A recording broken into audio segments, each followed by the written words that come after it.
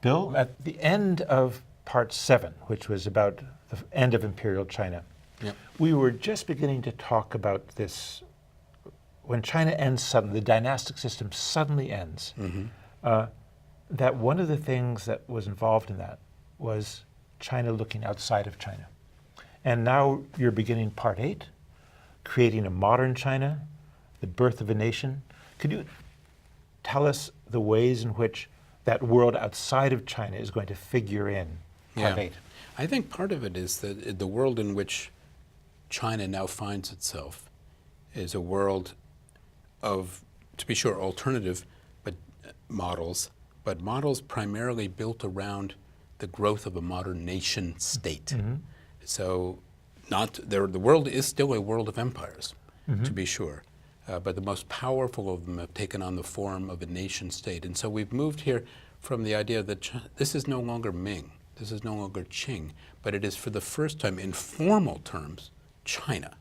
And China, a Minguo, a people's country, a republic, and not answerable to the a divine son of heaven, and of course in doing this, the assumption is, and this was Sun Yat-sen's view, of course he was anti-Manchu, of course, and anti-monarchical, and he believed that China, in this, as we were talking about earlier, this social Darwinistic world of the survival of the fittest, that what China should go to the most modern form of government yet invented. Monarchy was ancient, still existent in much of the world, to be sure, empires still everywhere, and yet at the same time, what are the most modern forms of government? They're republican forms of government in France, the Great French Revolution, or in the United States.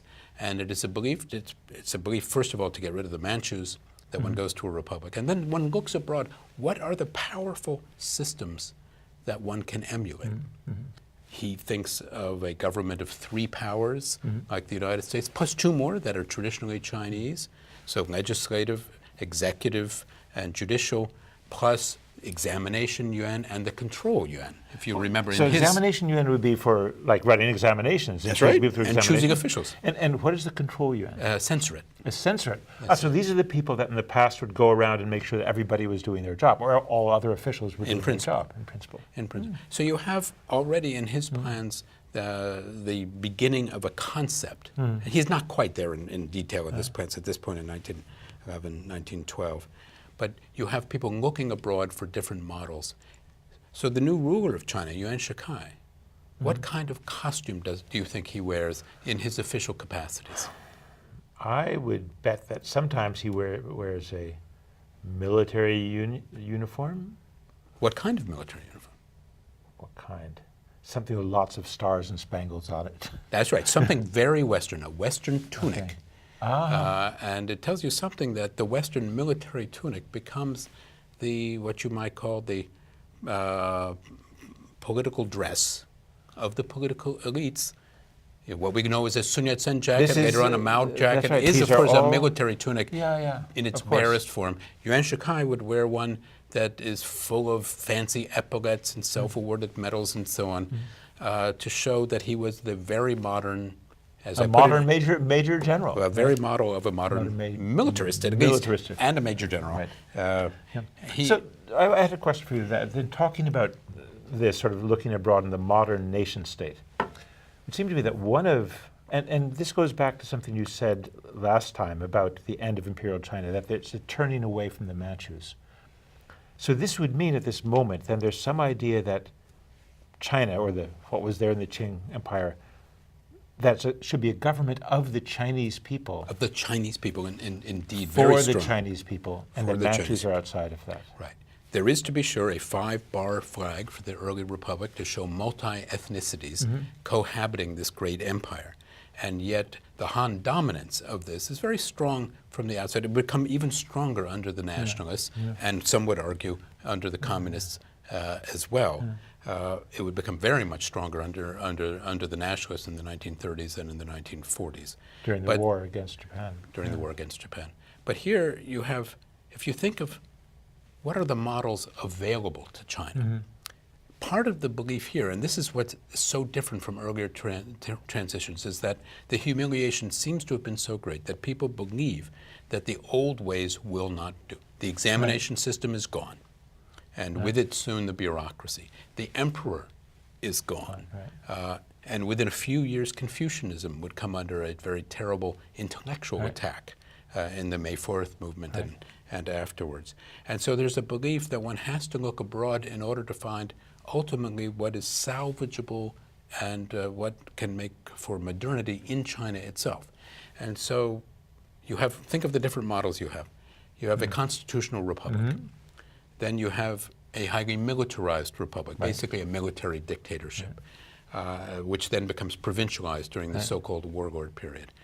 Then you have Leninist dictatorships, Leninist rule of first Kuomintang and then Chinese People Communist tend Party. to forget that the Nationalist Party was a Leninist party. The influence not just of older Western models, but of very new Western models, such as communism, such as Leninism, extraordinarily powerful over the course of the 20th century. And then various forms of socialism. There's an experiment with fascism in the 1930s. Then, of course, various forms of socialism under So all the isms. pre-Mao communists, pre-Maoist communists, as well as Maoist communists, which is itself a form of Stalinism. I think you're already jumping in. I'm jumping far ahead. Jumping far ahead. But And this so this is a experimentation, moment of experimentation and trying out all the isms that are out there in the world. indeed, indeed. And yet, at in the period of this next mini course, part 8, is going to, in some sense, come to an end, or be put an end. An end is going to be put to it. This period of experimentation by the Japanese invasion of China, Right. and that is the Second World War, from an American perspective, and the war of resistance against Japan from a Chinese perspective. Right. And so what you have is first of all, you have this series of experiments of what does it mean to be modern, which means a modern political form, new types of institutions, new municipal, provincial, and national governments, roads and railroads, and all the things that go with, and of course a modern military. And there's excitement and experimentation, as well as enormous difficulty in this period. But it's a way of how do you become modern and be Chinese at the same time. That's the challenge. But the Japanese invasion, this great war, is really a question of the survival of this nation, this new nation of China, and arguably of China itself, in the last act. We can see it in retrospect, in the last act of high imperialism, the last act of a drama that began with the Opium War and would end with the Japanese-Chinese War of 1937 to 1945, and China's great victory in that war. So I don't want to give away the fact that you should know that China won the war, Yes, but I've given away too much. you want to hear Professor Kirby tell you about the events of the first half of the 20th century and China's turning abroad for models, for experiment, for a new kind of nation. Well, you can start to watch. See you soon.